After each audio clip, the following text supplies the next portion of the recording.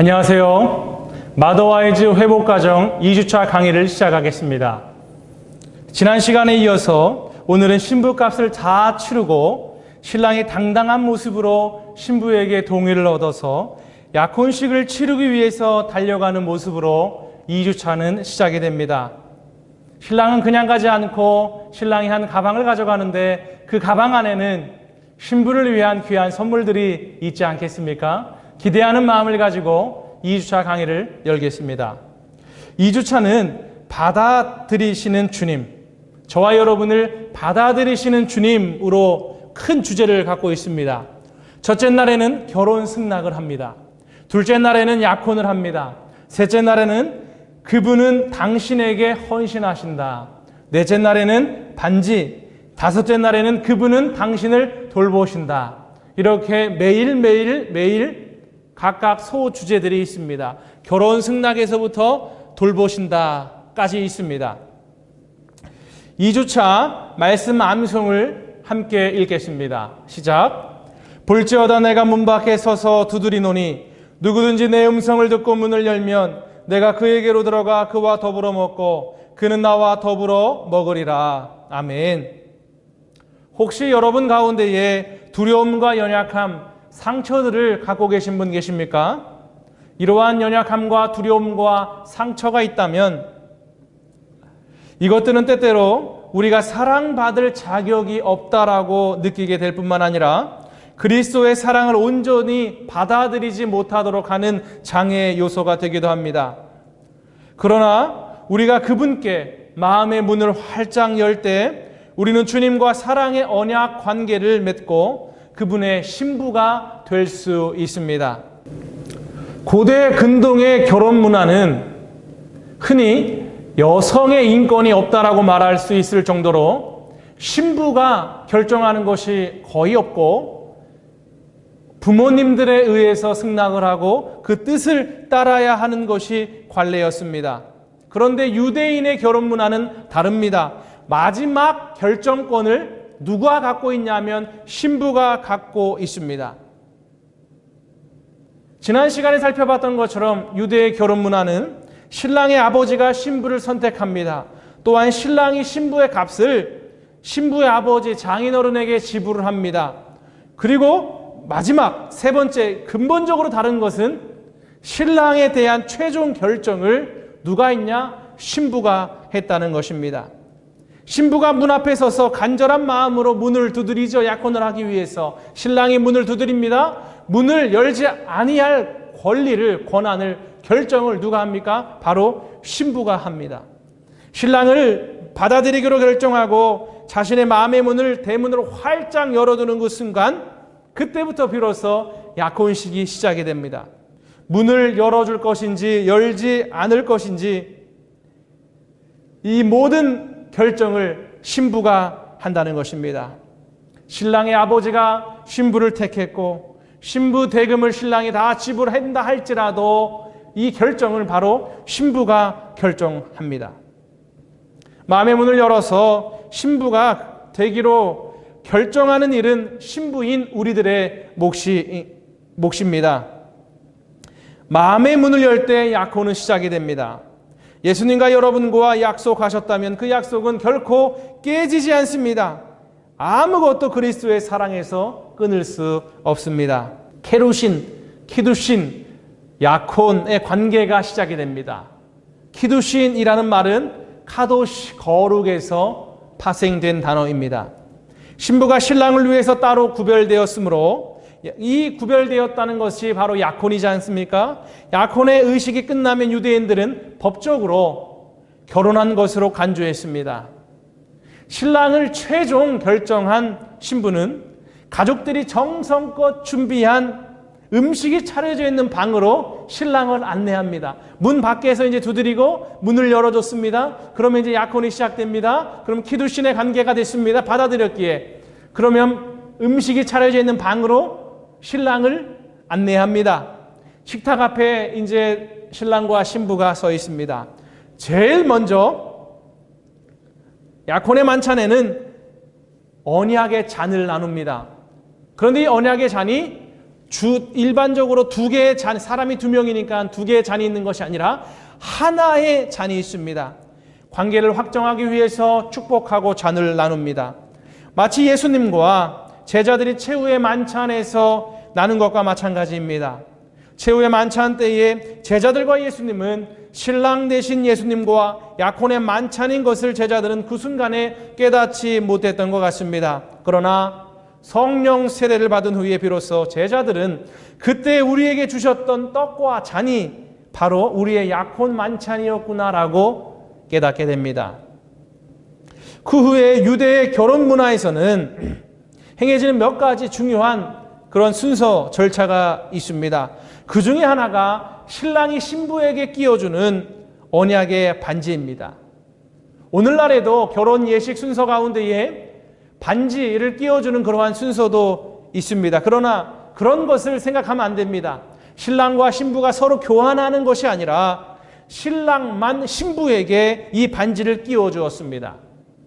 그리고 또 특이한 것은 보통 왼손에 이렇게 끼워주는데 왼손이 아니라 오른손의 검지에 소박한 금반지를 끼워줬습니다. 반지를 끼우는 것이 어떤 것을 의미하냐면 두 가지입니다. 뭐냐면 첫 번째, 그가 결혼 언약을 성실히 지킨다는 것을 보증하는 겁니다.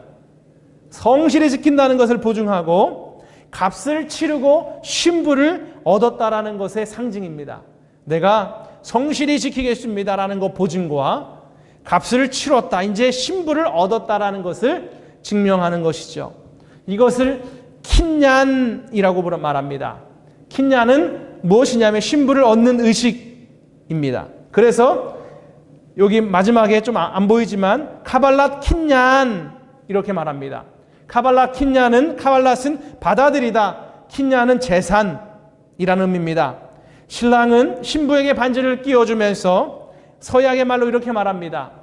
이 반지로 모세와 이스라엘의 전통에 따라 당신은 내 아내로 나에게 바쳐진 몸이 됩니다 라면서 말합니다. 그렇다면 왜 오른손 검지에 끼워주는 것일까요? 보통 왼손 약지나 중지 이렇게 끼우지 않습니까? 그런데 왜 오른손 검지에 끼워주는 것일까요? 이거는 두 가지 의미가 있습니다.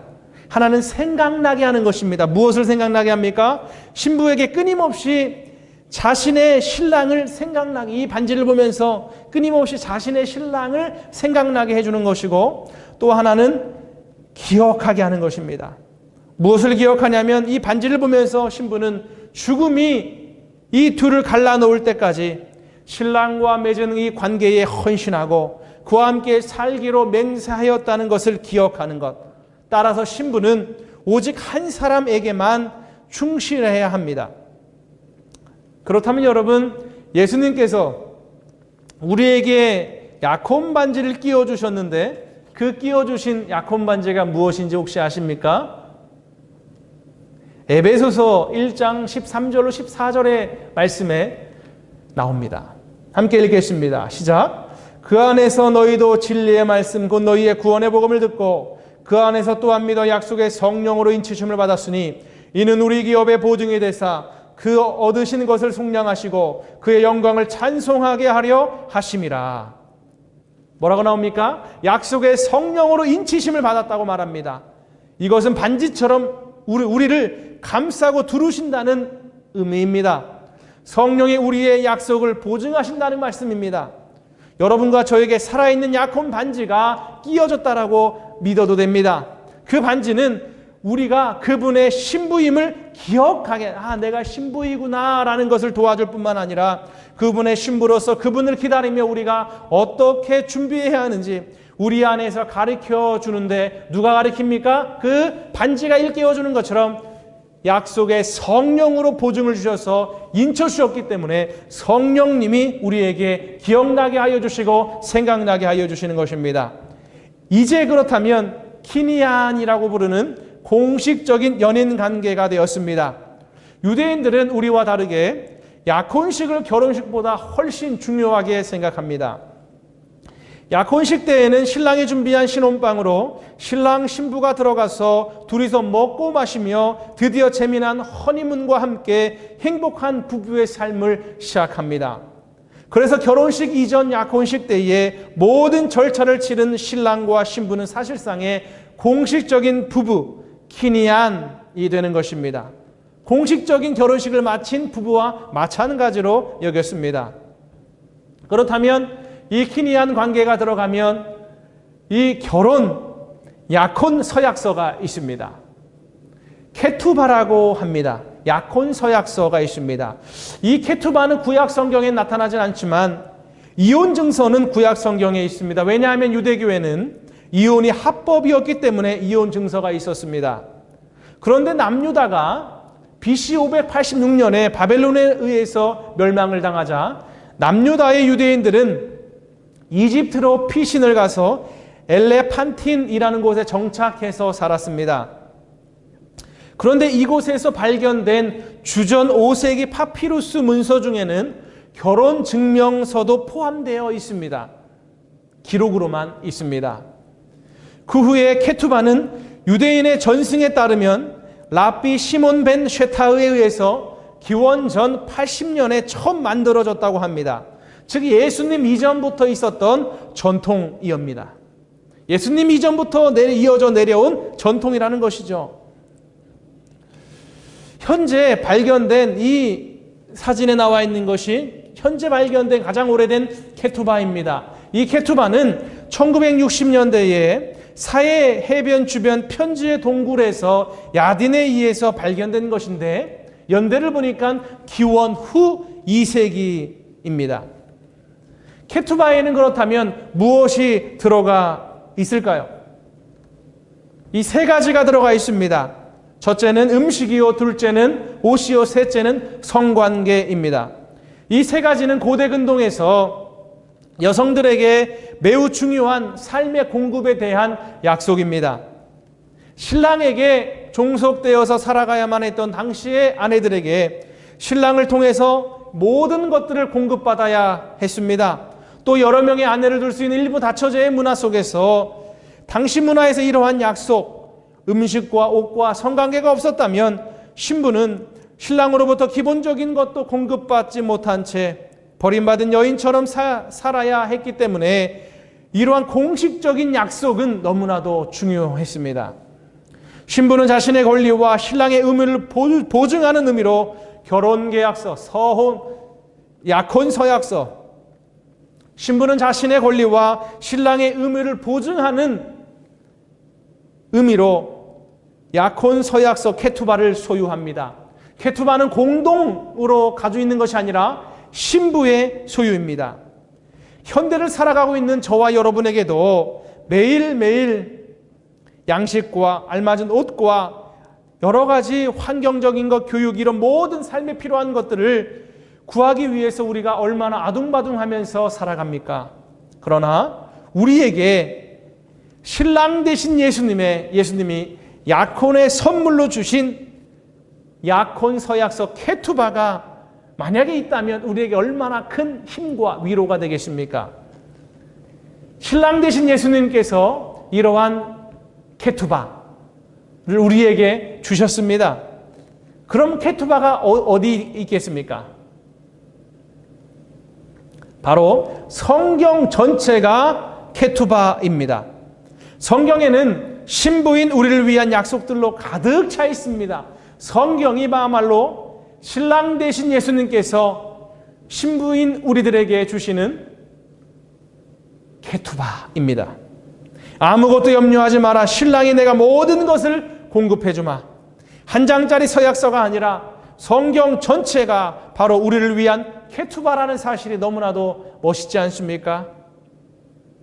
그런데 이 약혼 서약서에서 다른 것들은 이해가 됩니다. 그러나 성관계는 조금 이해하기가 어려운 부분도 있습니다.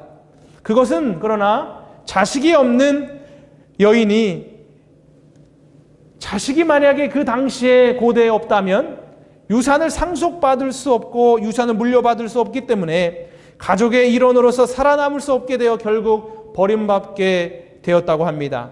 그래서 자식을 가질 수 있도록 육체적인 관계를, 성관계를 지속적으로 보장받는 것은 신부에게 매우 중요한 약속이었습니다.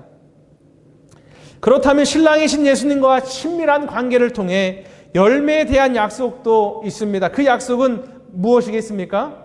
바로 성령의 열매입니다.